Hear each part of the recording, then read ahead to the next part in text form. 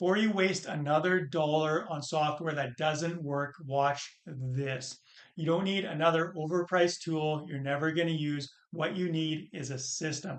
I'm breaking down the exact tech stack my top performing clients use to get bids out quicker, more accurately, win more jobs, and finally step out of the day to day. These tools took them from burnt out to booked out, and now it's your turn. First thing I'm going to mention quickly is just before you buy any software, this is like good practice, and this is what you want to do is make sure you schedule a demo call with whatever software it is, or get the free trial, whatever it is, and test it out a little bit. I would suggest try 2 to 3 different ones and then pick the one that you feel is going to help you the best. And then when you do go to purchase the software, make sure you're getting the monthly plan first.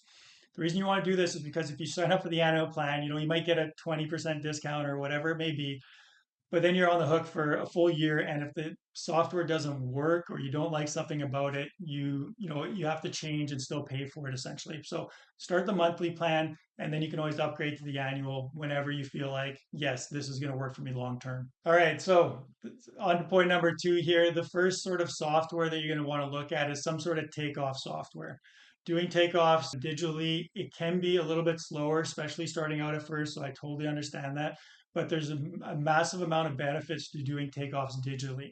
One is you can share it with your team. One is that you can work on it, somebody else can work on it.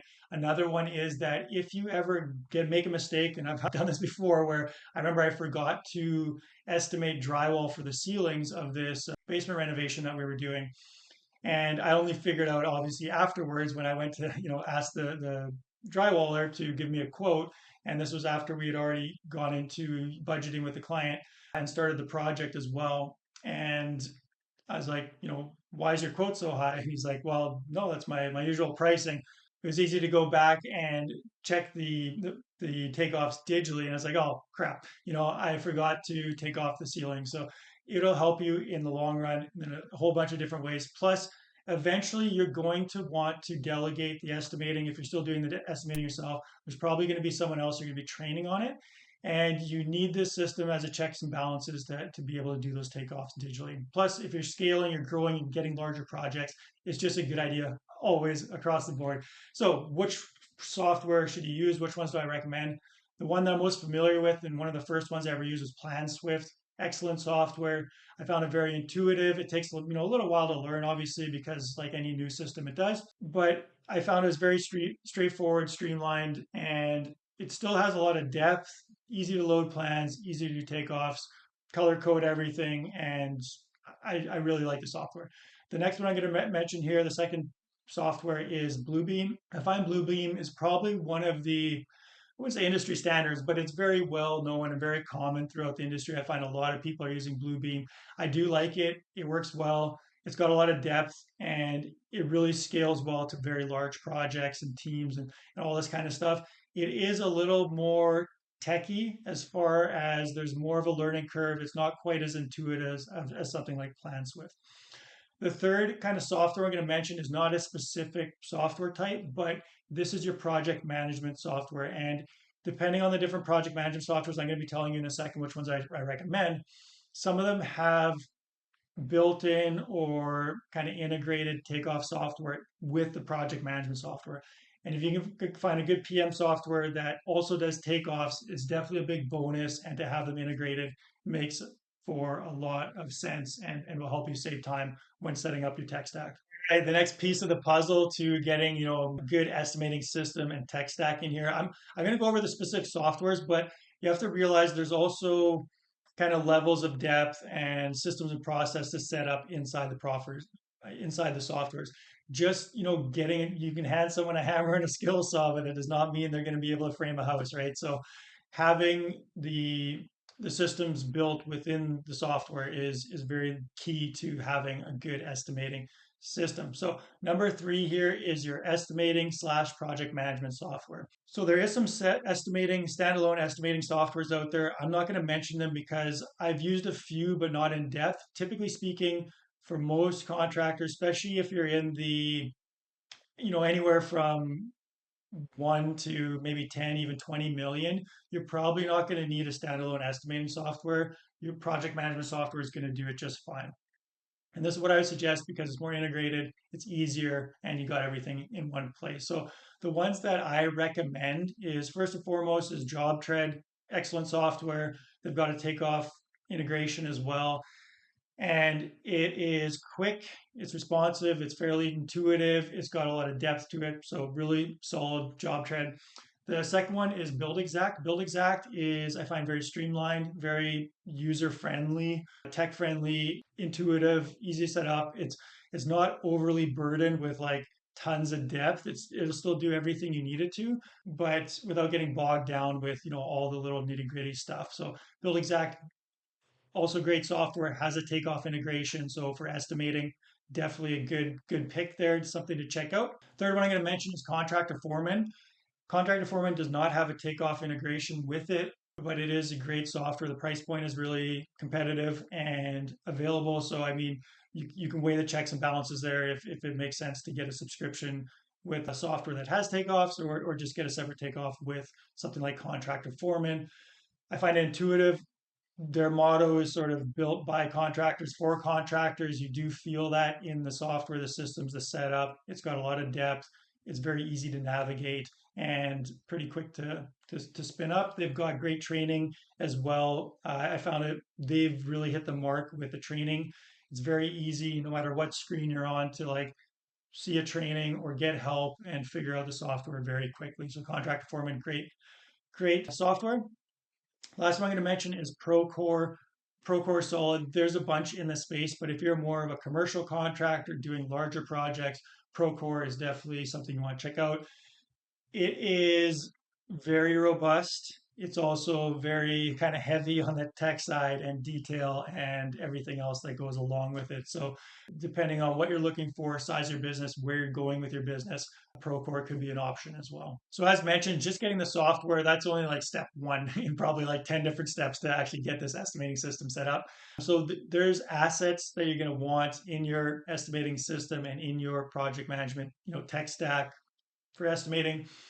The first one is a cost database. So these different project management softwares, again, a lot of them do have an integration with some sort of like live cost databasing, whether that is, from Home Depot or like an RS Means or Build One or something like that kind of database. So if you can get that live pricing integration or just even go and use one of these services, you want to have some sort of cost database. That is good for materials. For labor, I find this is something, typically speaking, you're probably going to want to do internally and have your own labor rates because a lot of those databases are kind of a little too generic and not really applicable necessarily as much for labor rates as well as for like sub trades, for like plumbing, electrical. Like you're going to need your square footage takeoffs or fixtures, like per fixture sort of way to estimate to, and you're going to have different levels of it. So having a good cost database in place, really important, and then make sure you're updating it regularly so your pricing is current. The other thing to get set up for your estimating system inside your tech stack is your templates and assemblies. So you should have at least one really big template that's like a full build, full project, whatever the kind of largest type of project you may be doing. And then you're probably going to have like other smaller templates of different kind of not one off, like you're going to, something you do consistently, but smaller scopes of work for templates. And then within that, you're going to want to have some templates for assembly. So this could be like exterior wall or floor assembly or roof assembly or whatever you have in order to be able to estimate quicker and do those calculations really fast without having to put in a whole bunch of details every time. The other last one I'm going to mention as far as your estimating assets, there are some other smaller ones, but these are the big ones that you need to focus on. And the last one I'm going to mention is RFQ templates or request for quote. Some people may call it request for bid, whatever tendering out. So there should be like documentation inside your business of what's expected of the contractor, the subcontractor, as far as cleanliness. Do they need workers comp? Do they need licenses? Whatever, like all those kind of stipulations. What's acceptable quality of work? If you have certain qualities that must be met, outline that in your RFQ so everyone is bidding and knows what's expected of them, so that the pricing is accurate across different bids and everything lines up. give them the line items that they're bidding on, as much detail as you can from the estimate to them. And this should be templated so you can pretty much just take the scope of work, plug and play, and they get all this information and everything they need. RFQ templates going to save you a ton of time. All right, moving on to number 5. This is file management and storage. And if you want estimating templates, we've got links in the description below. Go get our estimating template stack. Really great resource. Go pick it up for yourself right now. So, file management and storage. This is typically, I like Google Drive. You could use other ones. There's other ones out there, but Google Drive I think is the most widely used, works really well. And even if you're already using some sort of cloud storage, you want to make sure that it's organized in a fashion that makes sense. And there's also automations you can build around this. So whenever you get a new client or a new estimate, new lead that goes into estimating, you can have like a standard folder structure that's just set up already, and it'll just spin it off through the automation. Zapier, whatever you want to call it, is a good one for that, and what I'm familiar with. There's other ones, of course. The way you want to organize this is you would have the folder for every client. So client's name, client address, so it's easy to search for. Within that folder, you're probably going to have about anywhere from 4 to 6 subfolders, one probably for photos, one for maybe estimating for your plans, maybe anything to do with financials. And so a couple of subfolders, and you want to have that structure the same for every client, for every estimate. So it's very easy for everybody to find the information, and it's consistent across the board. This file management is also great for sharing. You got to share files with the designer, project manager, the client, whoever it may be. It's very easy to then share. Like I mentioned, you want to have your plans in here, any pictures from the site, files, whatever is lives in that folder. So it's very easy for everyone to get to it. Now, some people may prefer to have these files inside your project management software. I found this, you can have those in there, but it's not as effective as having a separate file management cloud system. First of all, for the sharing. Second of all, for live editing, as well as always having the most current plans and documents. You'll find that if you need to always upload new stuff to the project management software, it's typically a lot easier just to have like the base one on the Google Drive. People find it there, and then you use the software. If you need to upload it to your takeoff software, of course, that's something you'll just have to do, and you can do that from the file management system. All right, moving on to number 6 here. We're going to be talking about Excel spreadsheets or spreadsheets in general.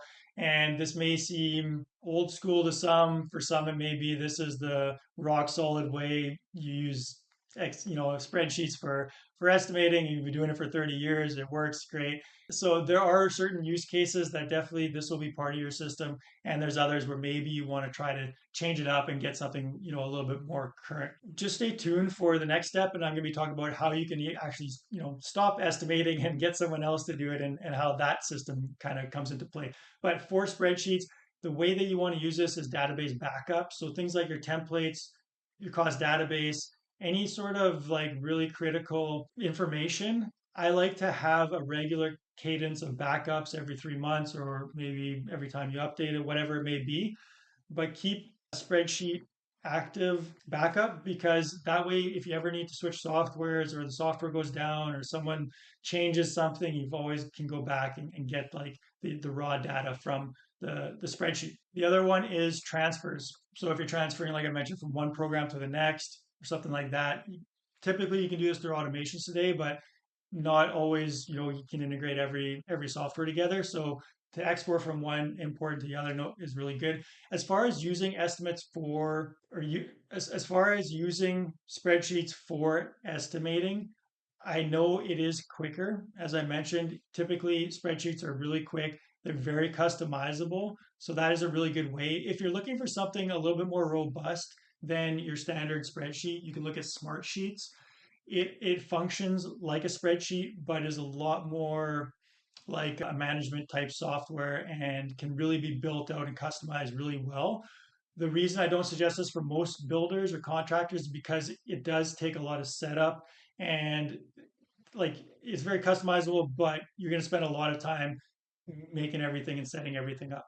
But I'm not against using spreadsheets, especially if you're doing like ballpark estimates, or you need something on the fly when you're at a client's place, or you're just doing something quick, or you want to get some numbers. you can use it. The big issue comes in like you've got to move that data now into your other systems, and that's where the friction can come in. And even if you're saving yourself, let's say, even up to an hour on an estimate, typically using spreadsheets over some project management software, you're going to end up losing an hour, and your team is going to end up like losing communication from you trying to, move that information into your other systems and softwares. Right, on to number 7 here. This is the final piece of the big like tech stack system for estimating, and that is getting your standard operating procedures in place. So you're going to use something like a Google Doc or Word doc and build out an SOP for the estimating, for the templates. How do you update the templates? How do you use the different softwares? All this type of stuff. You need to have that in an SOP because first and foremost, it's going to help you to realize what is your process. You've probably been doing something for years, maybe even decades, and you've got a process, but you've never really thought it through. And you may realize once you start building out an SOP that, hey, maybe we should do this in a different way, or I wonder if there's a better way to do this. I've been doing this, for years, but it doesn't really actually seem that optimized. So it helps you get that out of your head, helps you define it, and now you can delegate that and train someone else on it. Beyond the SOP, once you've got that built out, then you want to create a workflow. So this is like one of those diagrams with, the steps essentially. And it's very easy to visualize and it's sort of the big steps of the system. And then the final thing is a training video. So this is something where you'll just do a screen share, Zoom, Loom, whatever you want to do. Do a screen share on your computer and just go through an estimate and say, this is how I load a template. This is how I load the plans. This is how I do takeoffs. This is you're kind of working on an estimate, so you're getting work done, but you're just explaining what you're doing. You're kind of following the SOP and the workflow, and that you can pretty much create a training video, and it's not going to take you much extra time because it's work you're already doing to estimate a project for someone. Once you have those components, boom, you're off to the races here. You can then pass this to somebody else and delegate a lot of your estimating and start to train someone using that system. So now that you know how to set up your tech stack and get that system in place, you're going to want to watch the next video in this estimating mastery series. We've got a bunch of videos here on every little part of estimating to really get high level. So if you want high level templates of how to build out great templates for quick and accurate estimating, go check out the next video in the series.